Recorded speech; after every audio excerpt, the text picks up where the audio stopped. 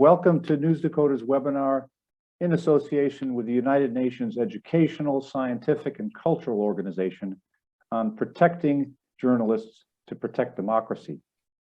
Today is World Press Freedom Day. It's a day to remind governments around the world to respect their commitment to press freedom. It's a day to support media that are targets for the restraint or even the abolition of press freedom. And it's a day to remember those journalists who lost their lives in the pursuit of a story. My name is Nelson Graves. I'm the founder of News Decoder, and I'll be your host for today's session. I'm joined at this virtual roundtable by two guest experts, whom I'll introduce very shortly. But first, I'd like to ask our student guests in different countries around the world who are also at the virtual roundtable to introduce themselves. And with that, Erin. Hi, I'm Erin. I go to the Hewitt School in New York City, and I am a sophomore. Thank you, Erin. Emily? Emily, I'm sorry. Right, sorry. I'm Emily. I'm talking to you from Belgium, and I go to the European School of Brussels, the second one. And I am not sure what that is in the American measurements, but when I complete this year, I have 2 years left before I graduate. Right, thank you, Amelie. Antara? Hi, I'm Antara. I'm a junior, so I have 1 year of school left after this one at Greens Farms Academy in Westport, Connecticut, and I'm also the head editor, or editor-in-chief, I should say, of our school newspaper, the Beachside Press. So you know of what you speak then. Emma? I'm Emma Stokich. I'm speaking from Ridge, Mississippi, and I go to Sanders Episcopal School. I'm also in my junior year, so I have 1 year left. Thank you, Emma. Kira?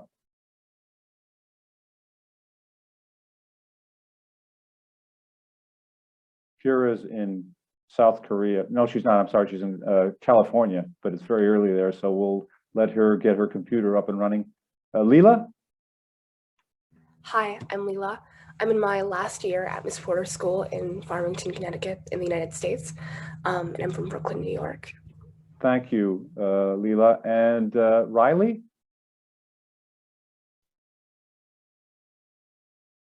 Is Riley there? Sebastian? Hi, I'm Riley. Oh, sorry. Please go ahead, Riley. Excuse me. No, you're good. That's it. Where are you speaking from, Riley? Indiana. Thank you. And which year at university are you there? Sophomore. Second year. Got you. Thank you. Sorry to interrupt you earlier. Sebastian? Yeah, my name is Sebastian, and I'm in my senior year at Herlufsholm School in Denmark.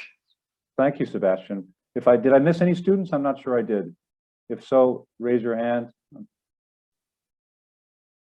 Good. Well, our guest experts have considerable experience as journalists who've covered big global news stories under difficult, often hazardous conditions. Robert Mahoney is a journalist and fighter for press freedom who's been at the forefront of the struggle for journalist safety and the right to report since becoming Deputy Executive Director for the Committee to Protect Journalists in 2007. From 1978 to 2004, Mahoney worked with the Reuters news agency around the world. Born in Wales, Mahoney headed news bureaus in Jerusalem, West Africa, and Germany, and also served as news editor for Europe, Africa, and the Middle East. After a stint as a freelancer, he joined CPJ, where he helped lead the organization expand its reporting and advocacy, particularly around technology and press freedom. He helped build and leads an emergency response team to address the growing safety needs of journalists. He writes on the press and appears in print and media interviews as an expert on media freedom and threats to journalists globally.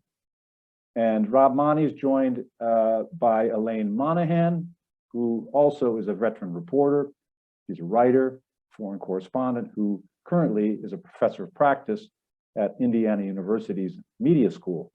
Born in Scotland, Monaghan has worked for 2 decades in international journalism. For Reuters, she was a correspondent in Russia, chief correspondent in Ukraine, Belarus, and Ireland, and US State Department correspondent. She covered the Kosovo conflict from the refugee camps in Albania and Macedonia. think it's now North Macedonia, and from Kosovo itself, working in multimedia teams. She joined the Times in 2002 as Washington correspondent and wrote for the British newspaper about the Iraq invasion and other top US stories. She's co-author of On the Brink, an insider's account of how the White House compromised American intelligence, a CIA memoir that has been translated into several languages. Now, before I ask Rob and Elaine to make a few opening remarks, just a bit of housekeeping. We like these sessions to be interactive, and we encourage you, those of you who are attendees off camera, to make use of the Q&A function to ask a question or make a comment at any time. I'll be monitoring that, so please do take advantage of that. So with that, I'd like to turn it over to Rob Mahoney for a few opening remarks. Rob?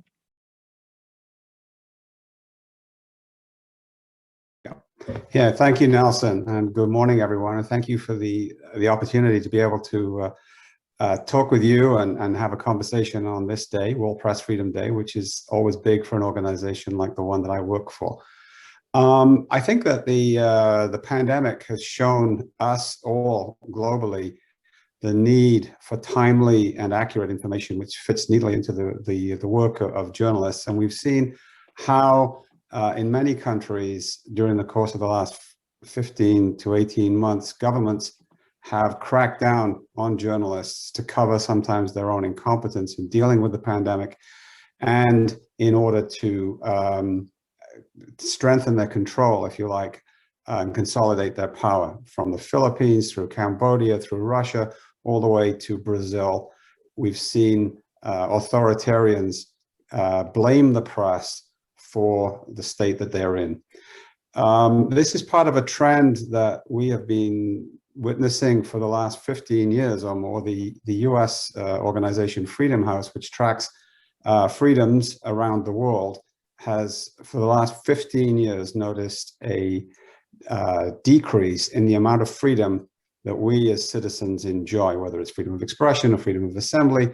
And this means that as journalists, if you embark on this as a career, you're going to be working against a background of creeping authoritarianism, people trying to censor what you say or to restrict your ability to access accurate information. So that's the backdrop against which we are working. I hope that doesn't put you off. In fact, I hope it motivates you, if you are going to go into journalism, to really be aware of the need to report good and timely information and to gain trust.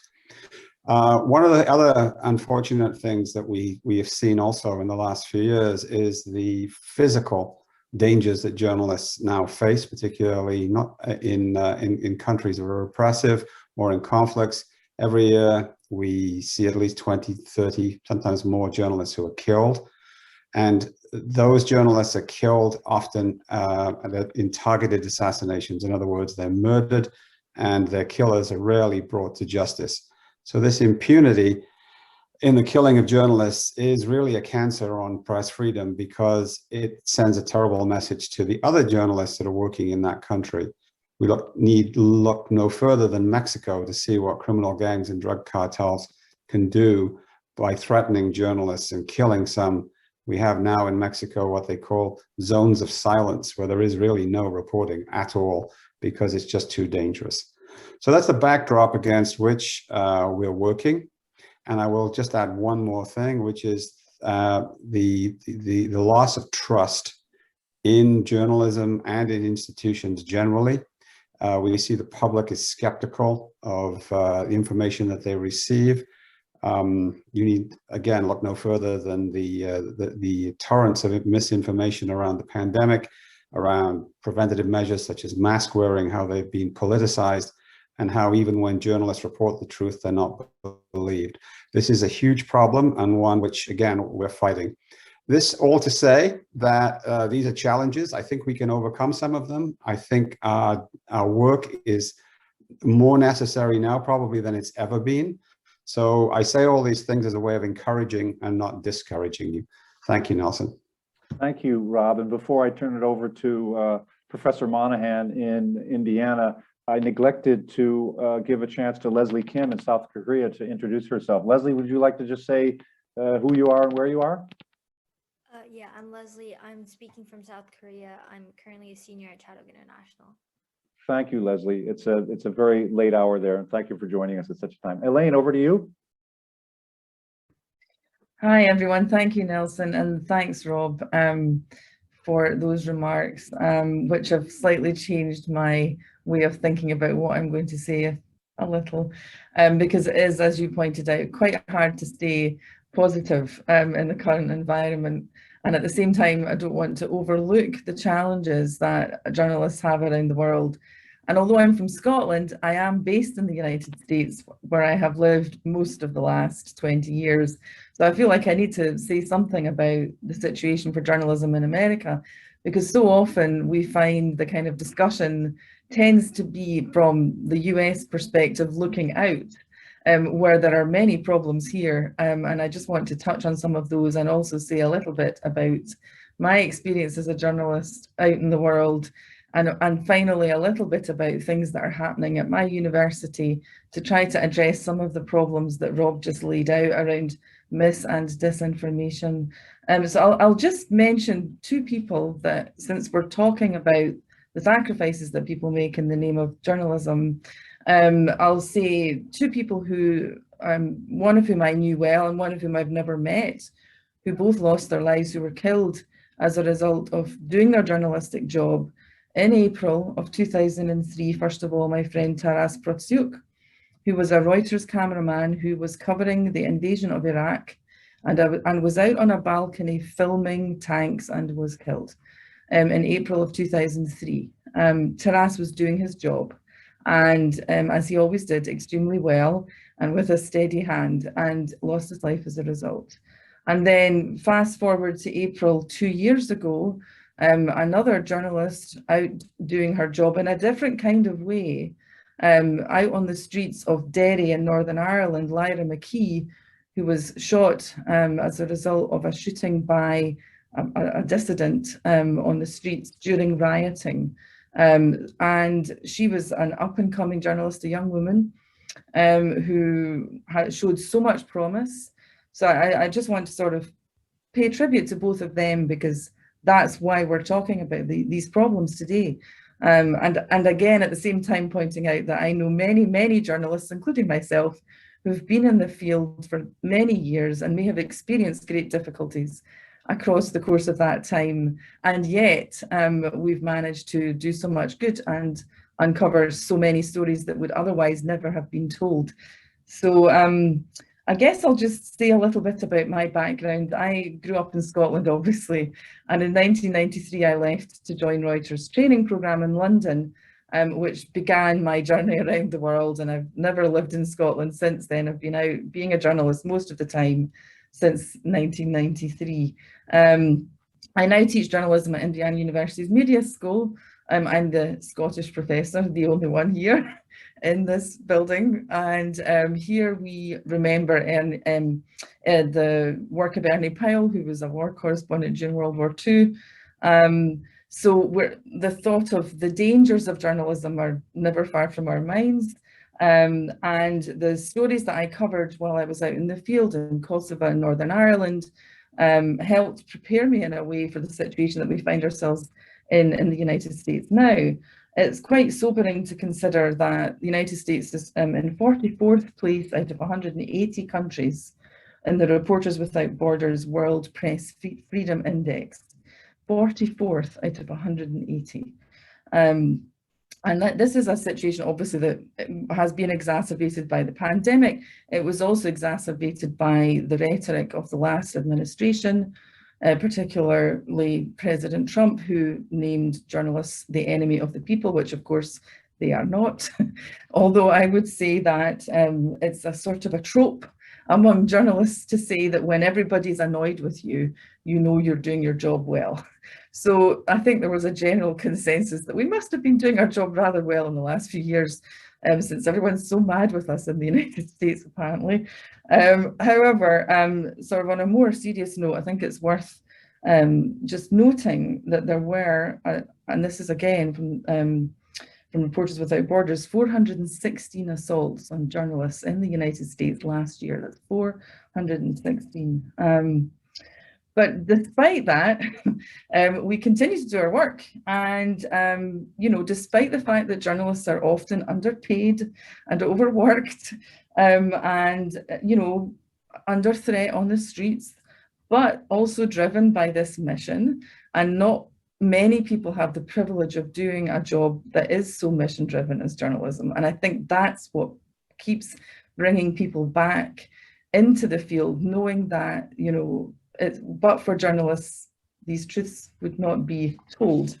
I'll just make two more points. One is that here at Indiana University, our work on uncovering the kind of massive volume of lies and disinformation and misinformation that Rob touched on is being done in a collaborative way by people in the media school and also in informatics in our data science corner of the campus. We are collaborating to create these visualizations and to study the social media ecosystem so that we can see the spread of lies and disinformation. So I'll share that with you as a positive note.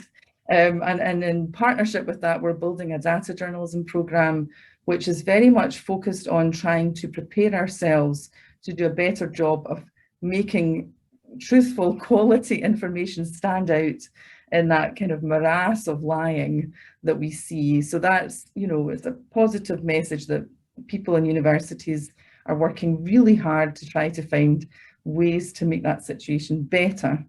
And then I'll close with my very favourite quote about journalism, which is from an unlikely source, namely the leader of the Church of England, who in his reading at St. Bride's Church in London, which is well known to my colleagues Nelson and Rob as a place where we commemorate and celebrate the lives of journalists, he described the work of a frontline reporter like this. The frontline reporter is the one who sees firsthand what is going on. And that's what makes it so exciting. That's my commentary. He said of frontline journalists, this is Justin Welby, the Archbishop of Canterbury, he said, they are the lookouts who stand on the watchtower day after day and all night long in the watches of the night. So I think that kind of explains the sort of heroism of your everyday journalist. And with that, I shall hand it over to you students. Thank you, Elaine. And we actually have a question from the floor, which we'll come to shortly. And as the students gather their wits for their questions, I'll take the liberty of asking one of both of you guys. Could you just say a word about the relationship between press freedom and democracy? Press freedom is a great thing, we know that, but is there a higher good? Is there a relationship to democracy? And if so, what is it? Either Rob or Elaine? Why don't you go first, Elaine? I'll say a word. I suppose the kind of neatest way of summarizing my thoughts about that massive question is that without journalists, we can't know who we're voting for, because we are the people who do that job of telling the story of our candidates. So that's just one way of seeing how crucial a role journalism plays in democracy. Yeah, exactly. I mean, an uninformed citizen can't really participate fully in a democracy. And what I like to say is that you can have independent journalism without democracy, as you can see in countries like Russia, but you can't have democracy without independent journalism. But we have social media, isn't that enough? I mean, that's how I get all my information, is social media. I mean, I'm informed. Well, good luck with that. You know, it's like trying to drink from a fire hose, and the water's not that clean either. I like the metaphor. Elaine, social media is not enough?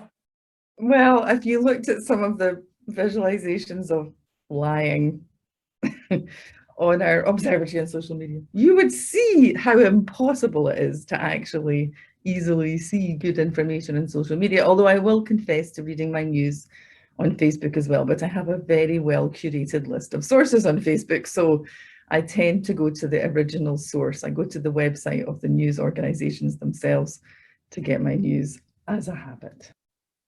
When Well, I've had my social first media question. came along, journalists thought, oh my God, this is going to be the savior. Information's going to be free. Everybody can self-publish. This is the most democratic thing that can happen. And then, like with any technology, you soon realize that it's dual use. Like a knife can be used to slice bread or to murder somebody. This same technology has now been turned against journalists. And one of the biggest problems that we have to help journalists with is harassment, bullying, swatting, all kinds of attacks online. You can see this particularly in countries like in the subcontinent, the Indian subcontinent, in Brazil, where journalists face pitiless attacks and their reputations are shredded and they're driven to, almost to the point of giving up the profession because social media is used against them. So, we have to be aware that this is definitely a very mixed blessing from the point of view of a reporter. Yeah, I'll just add on to that. And this is, News Decoder itself has reported on this fact that a UNESCO and International Centre for Journalists survey found that 75% of women journalists had experienced online violence in the course of their work, which very much echoes what I see and what we all see, I think, of what journalists face in the social media ecosystem. It's a particularly serious problem for women, you're right. Let's let the students have a first crack at questions then. Raise your hand virtually or physically. Who would like the first question? Okay, Riley? So going off of this discussion about social media and misinformation, I know a lot of people rely on individuals on social media over journalists for their information. And this is obviously very hazardous to the spreading of correct information. How can we as journalists combat this?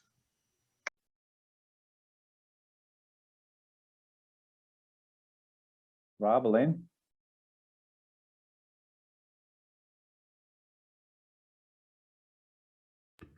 I'm happy to jump in on that. And hopefully Rob will weigh in as well. I mean, I think there's so many different answers to that question, Riley, and it's really, really hard. And all you have to do is look and see how different media organizations are dealing with the challenge of social media in different ways to see that there isn't really one good answer. I mean, some organizations have made it a practice of not breaking news on Twitter, for example, ever, as a way of taking the competition away from that platform where anyone can share news. Other organizations are, use subscription access only for their news products, so you have to pay to get past the wall. Others have never done that and are only just beginning to introduce that approach.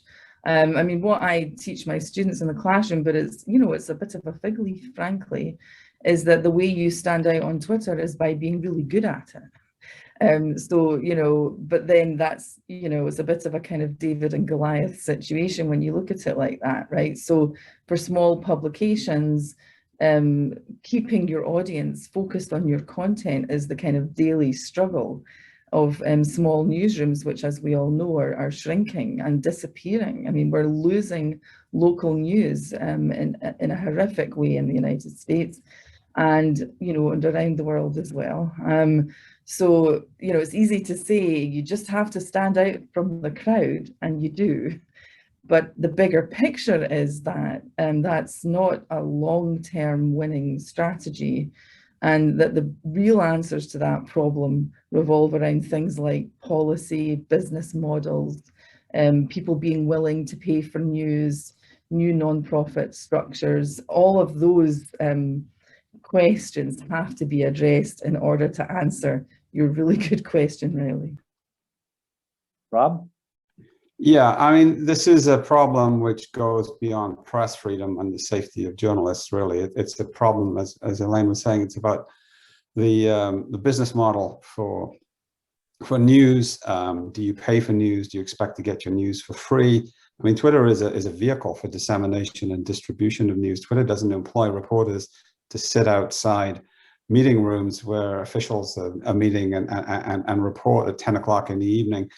Twitter doesn't have people outside your local school board or going to your local police department to look at the police blotter to see what's happened overnight. So, you know, Twitter relies on journalists to provide it with content.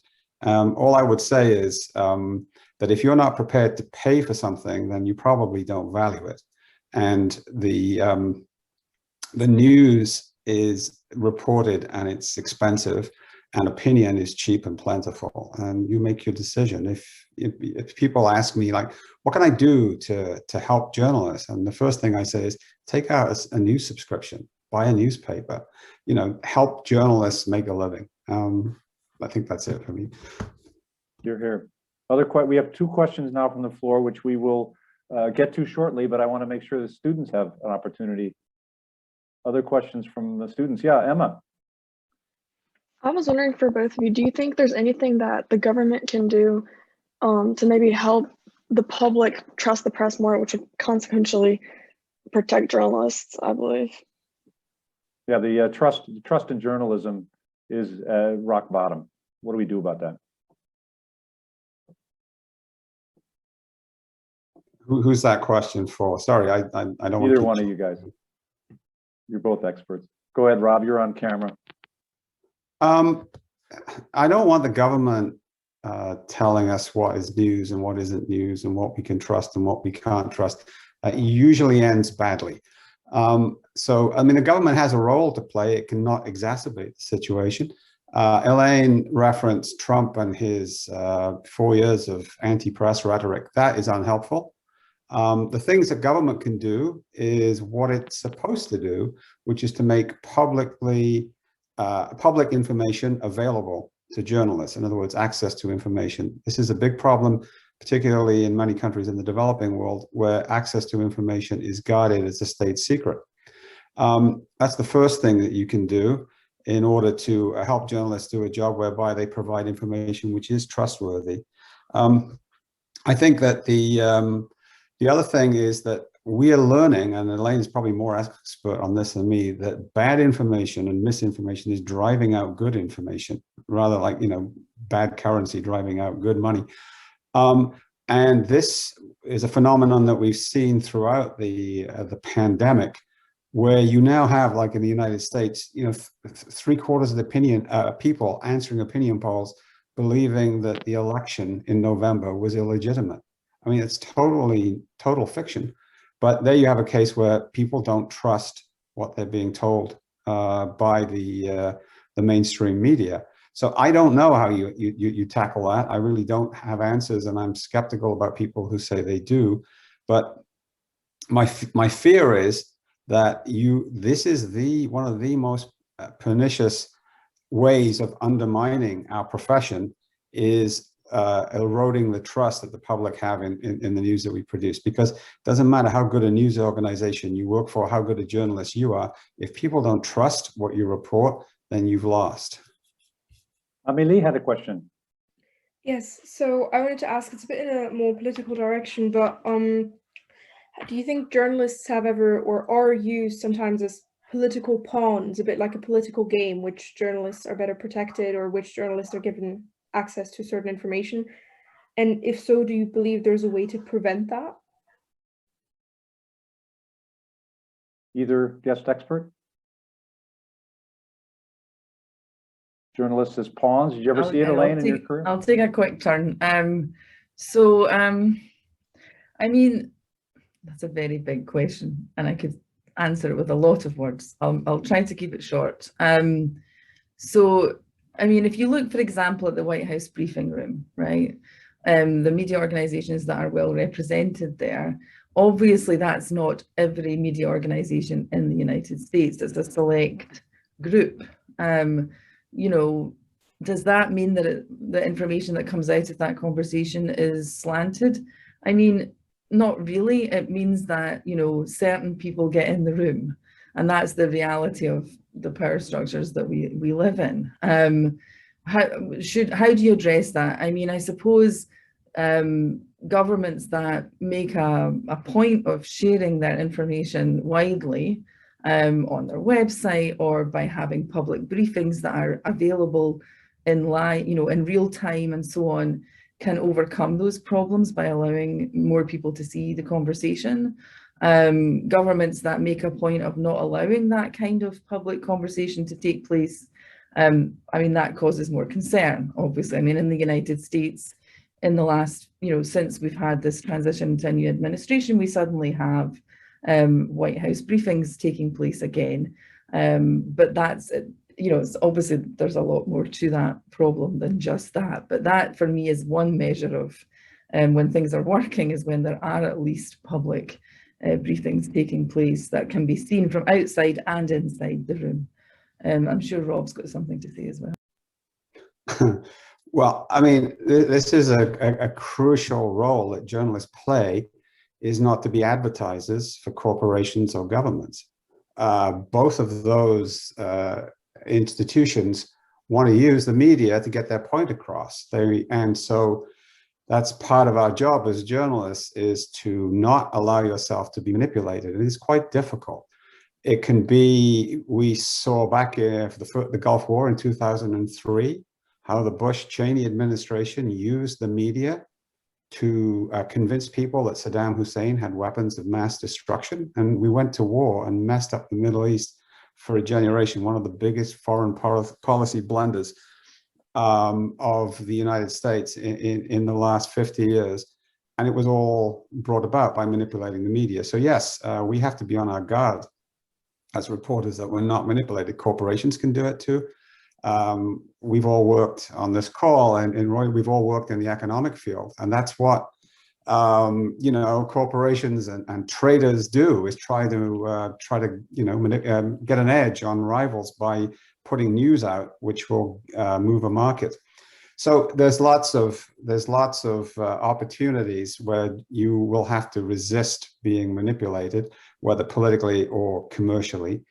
And then there's one other thing I would add, which is the sorry economic state of the press around the world. Journalists often are badly paid, and they find it difficult to make ends meet. And I have been to press conferences in the Philippines and in West Africa, where on the chairs of the journalists who were going to sit down for the press conference, there were envelopes. And in those envelopes was money. And the money was there to reimburse the journalists for their expenses to come to the press conference. Now, if you're earning a pittance, you might be tempted to take that. And, it's perfectly understandable. But if you do, then you are compromising your independence. So it's a very complex issue. But I think that for us, in a privileged position, as most of us are, that we're not that poor, but nevertheless, we have to be aware of when we are being manipulated and when, we're not being just given propaganda or advertising or misinformation, because it's in the nature of the business that we're in that people will try to get us to amplify their point of view. Bottom line message for all of us: buy a subscription, however small it may be. Antara had a question. Hi, yes, I just had a quick question. So given the current state of the world, especially given the COVID-19 pandemic, a lot of countries have seen more oppression of journalists for various reasons. And how do you recognize those signs? And what are good indicators that press freedom is diminishing in a locale? You want me to go first? Okay. There are lots of signs. One to look at is restriction of access to information, where governments start making it impossible for you to get true figures. You see this during the pandemic. How many governments have underreported infection rates, deaths? That's a sign that press freedom is under assault. There are obvious ones such as convictions, criminalization of reporting, journalists being hauled up before courts for breaking very vague and sweeping national security laws, anti-terrorism laws. In countries like Singapore or Malaysia, it's libel laws. Those are indications that press freedom is being restricted. I mentioned earlier in my remarks, Mexico, there's the murder rate there. If the murder rate is going up in a particular area, you know that press freedom is under assault, and then you get those zones of silence where there is no reporting. There are lots of indications of where press freedom is attacked, and it's on a sliding scale, as I said, from legislative or administrative restrictions on access to information and ability to report, all the way to imprisonment and murder. And if you look at cpj.org, you'll have all the data there, and you can follow the trend lines in a particular country or a particular region, which will show you how press freedom is faring. And those trend lines, on the whole, are disturbingly going down. Is it getting better anywhere? It's difficult to say. I think that there are improvements in individual countries for a while, where you do have small victories, and it's always good to take those. But the overall trend, unfortunately, is one of restrictions. I mean, look, it's getting better in the United States with a new administration, and with calls for police reform, and there are fewer attacks on journalists covering protests. So there's an improvement. But overall, I still think that it's still, for us, it's still an uphill battle to make sure that the forces that want to restrict and control information don't get the upper hand. I'll just add one thing, if I may, go ahead. which is sort of related and kind of interesting in a not very positive way, which is that a phenomenon that we see here, and I'm sure it applies elsewhere, is that you can draw a correlation between the extent to which people vote their party. So like if you look at an election outcome and see how polarized the voting is, meaning that people are not exercising their option to vote for different parties or different individuals, that correlates with the presence of journalism. In other words, if you get rid of local news, people will simply pick the people that have the label on them that they think fits their preconceived notions, which goes back to this idea of journalism supporting democracy, but it's also, I think, a measure of how the health of the journalism world in which that voting is taking place.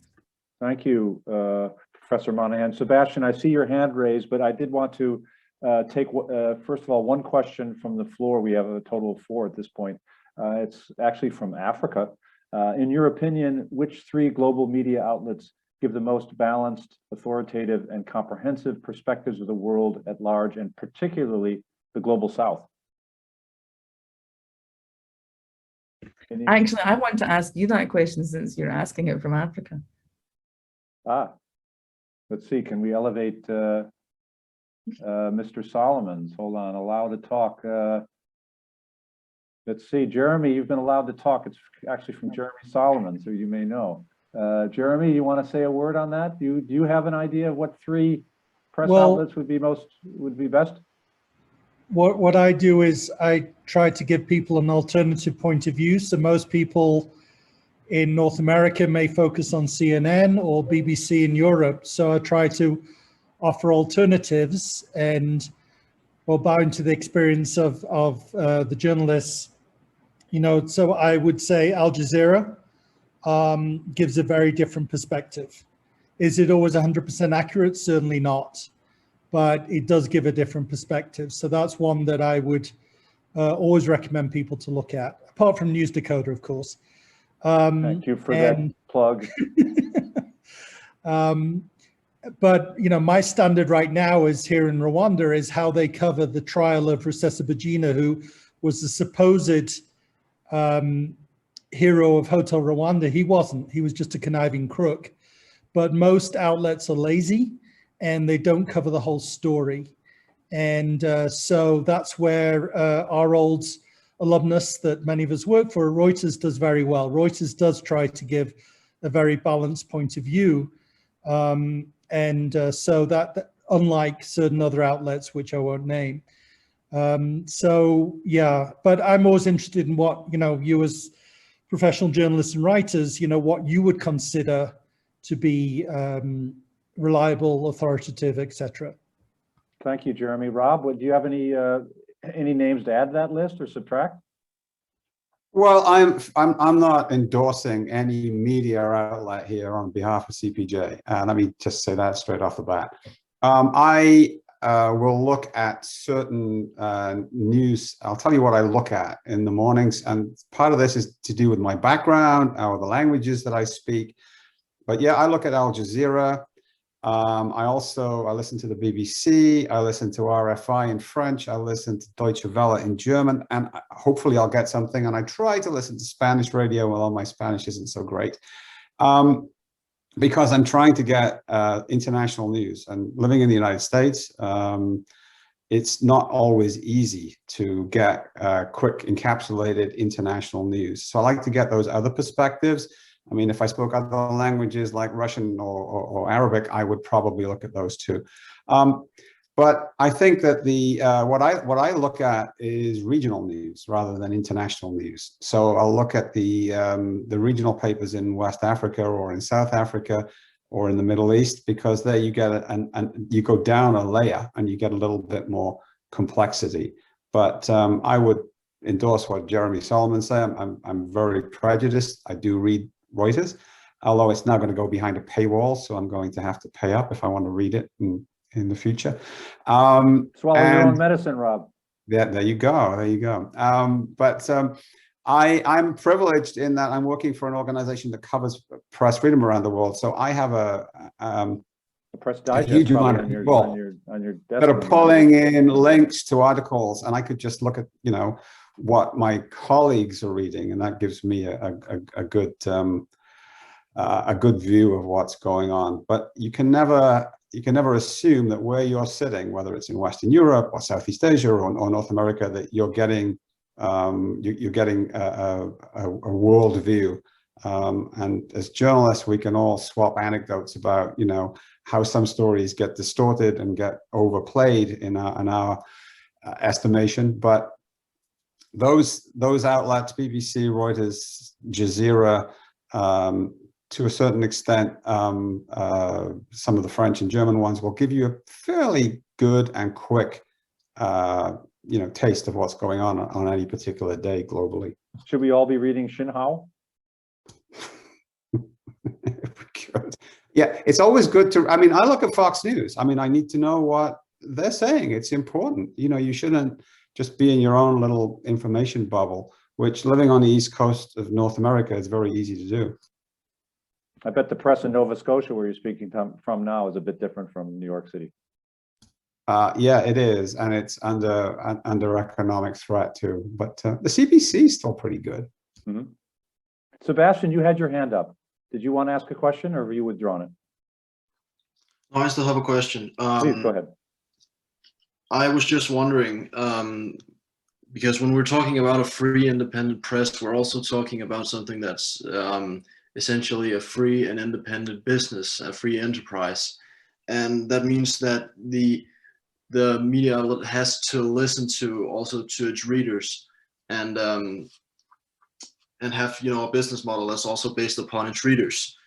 And upon the rising distrust of what we would probably call the mainstream news media, could you ever see or could you ever imagine that news media would not continue to uphold its responsibility to democracy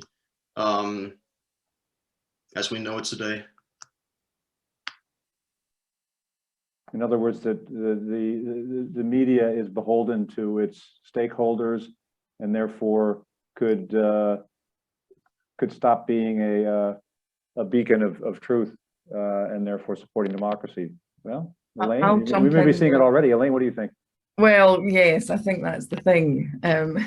So I'll join Rob in not wanting to kind of, you know, diss any particular news organizations, but I will say the reason I think why we all keep coming back to Reuters, and I too will probably end up paying for it, is because we know what it stands for. I mean, it has principles that it publishes under all of its stories and strives to stand by. Does it always get it right? Of course not.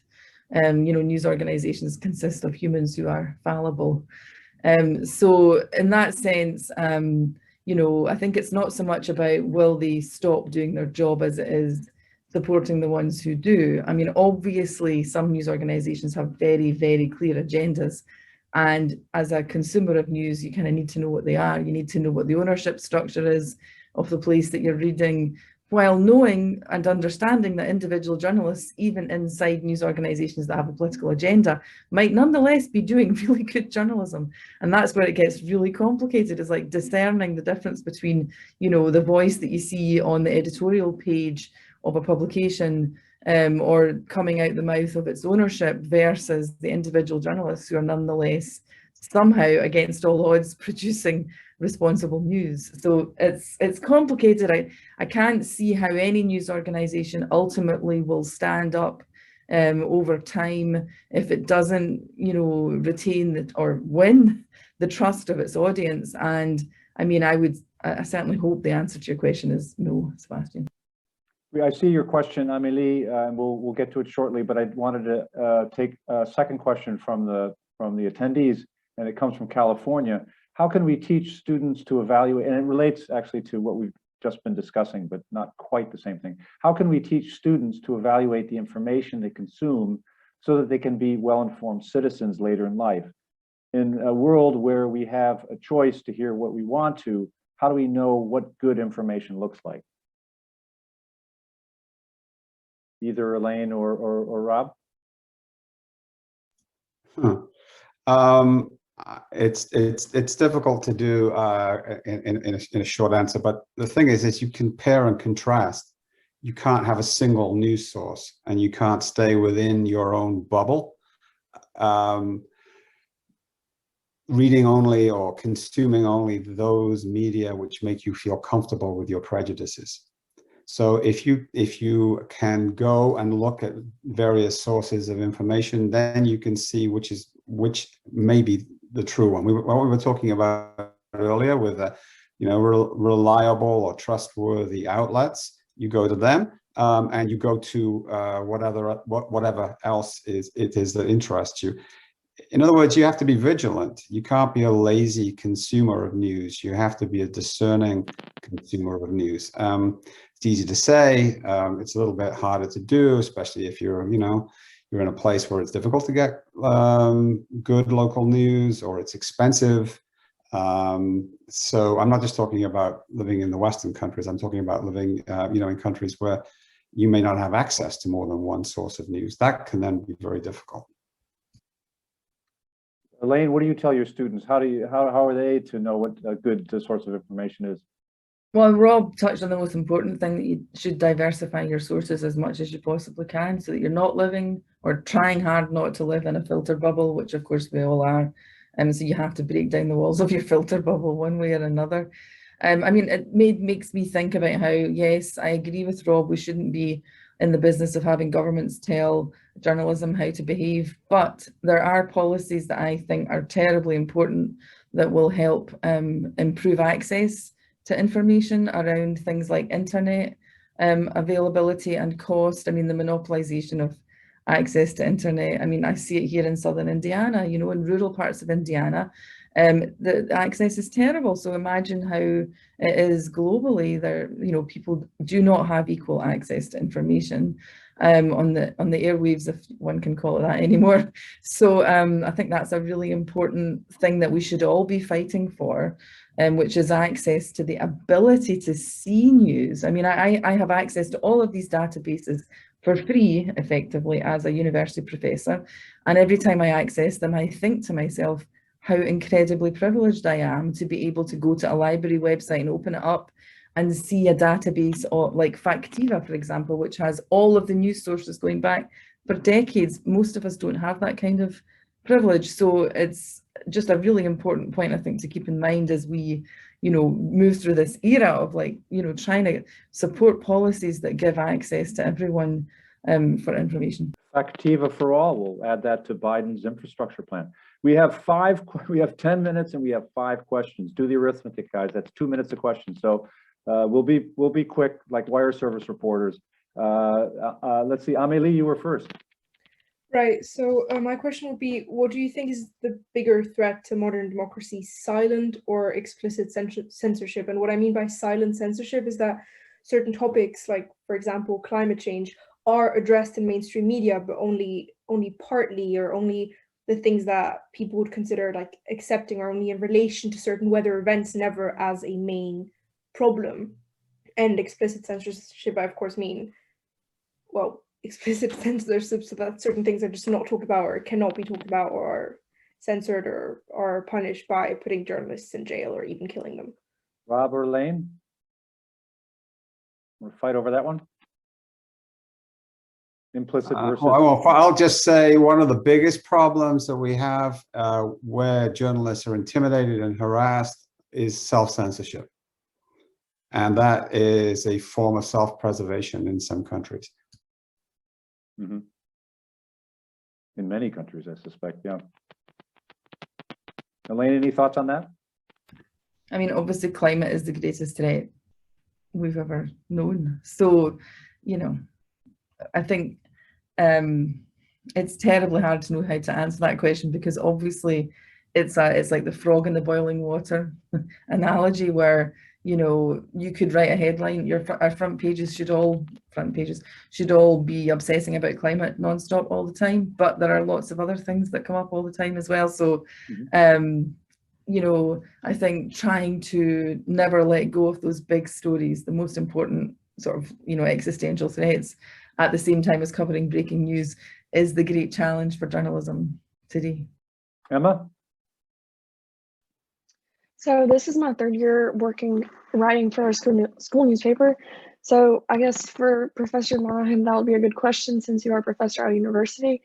I'm wondering what your opinion on administrative review and more as censorship for student-led newspapers in high schools, as many of us probably are involved in.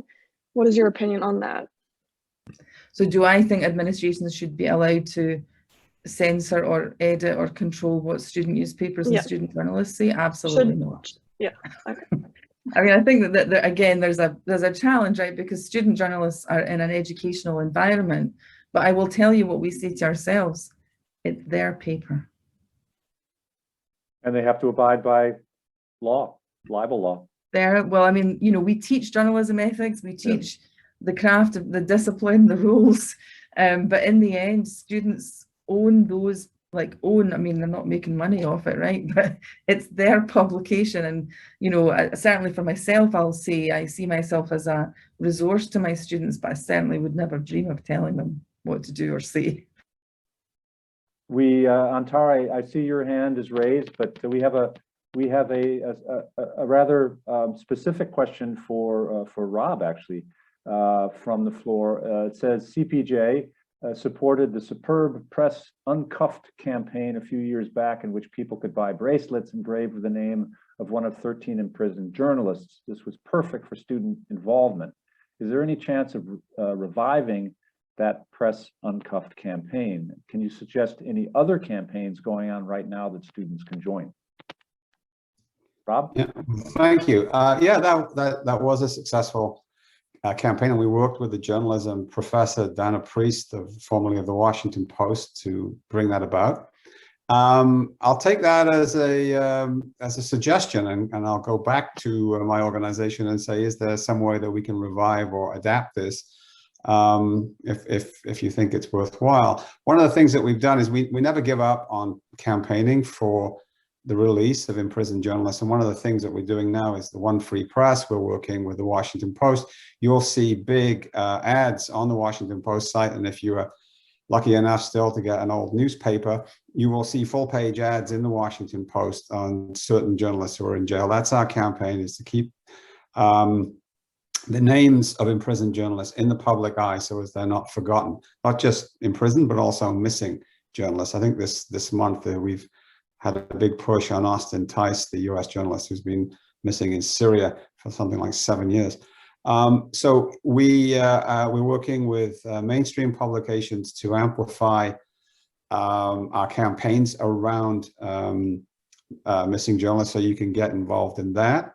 And the other campaign that we're working with, and we're working with Reporters Without Borders in Paris, and we're working with Free Press Unlimited, which is based in Amsterdam, on in trying to revive investigations into cold cases of journalists who have been murdered, where they've received no justice, where the prosecution has either didn't take place or just ran into the sand. And you will be able to follow this year. We're going to, we're investigating the cases of journalists who have been murdered. We're hiring prosecutors to present those cases at a People's Tribunal in The Hague. And we are going to start in November of this year. And so if you are a student or you're in journalism school, it will be something for you to follow, maybe to write about, as we will take 3 cases this year of journalists who have been murdered without any justice. And that is an incredibly important undertaking, because when journalists are murdered, it silences whole journalism communities in countries around the world. So there's 2 things that we're doing for jailed journalists and for murdered journalists that I would encourage you to follow. And while you consider reviving the Press Uncuffed campaign, are there any current campaigns that students can join? Well, no, there aren't any particularly aimed at students. Okay, right. Antara. Hi, I also have a question for Mr. Mahoney. Regarding the situation in India, I have an aunt that worked for The Wire in India, Rani Singh, and given all the situation with COVID and also Mr. Modi's increasing restrictions on the press, what have you seen in India, and how can we support Indian journalists in their fight to get the truth out in the world's largest democracy? Yeah, we've been doing a lot of work on India, and we have a correspondent based in India too. There has been a systematic clampdown on journalism in India under Modi. We have looked at the appalling clampdown on places like Kashmir, which we have the detention of journalists. There's one, Asif Sultan, who's been in jail for quite a while now. But things like throttling the internet, slowing down internet speeds, or cutting off the internet as a way of preventing reporters from getting news out. And then sort of systematic harassment or persecution of journalists working for organizations like The Wire or News Laundry, and there are lots of others that are working hard to bring out the news. I feel that India is probably underreported globally, because people think, okay, it's got a free press and it's a democracy. And as we've seen, particularly during the pandemic, the Indian press is in a battle for 2 main things. One is access to information and freedom from intimidation. And both of those things are deeply worrying. And we are reporting on them. And if you're based in India or you're covering India, those are areas that I would urge you to make sure that they get amplified and reported on accurately. India prides itself on being the world's biggest democracy, but in many states within India, not necessarily at the national level, but at the state level, that's far from being the case. Journalists are really struggling there to exercise their profession. Thank you, Robin. Last question, and I'm pretty sure Elaine will have something to say on this, but maybe Rob as well. Do news organizations need to invest in media education to support press freedom in general, and in which direction? So did news organizations need to invest in media education? It's hard for me to answer that question with a yes, given what we all know about the financial problems that news organizations face. And yet, obviously, it's such an important issue. I mean, I think there are, certainly here, I know from work that we do that there are lots of academic institutions who are devoting a lot of resources to the question of media literacy. So I would say perhaps they should support it, but maybe not with their own dollars. Of course, Rob Nanda, you had mentioned earlier that you worked for some time for the Reuters Foundation, which invests in aspects of press freedom. Is that right? Yeah. I mean, I think, look, are we talking about training consumers of news, or are we talking about training journalists? I wasn't quite sure what the question was pitched at. I'm not either, actually. What about news organizations? Well, training of journalists has been something which we've all in the profession been fighting for years. I mean, and it's gotten better in many of the bigger organizations. Better training around both in the ethics of reporting, but also something that I've been pushing for the last 15 years is safety training for journalists. Because when we all started in journalism, there was no such thing as safety training. You were just thrown in and you looked at what the people around you who were more experienced were doing and tried to follow their example.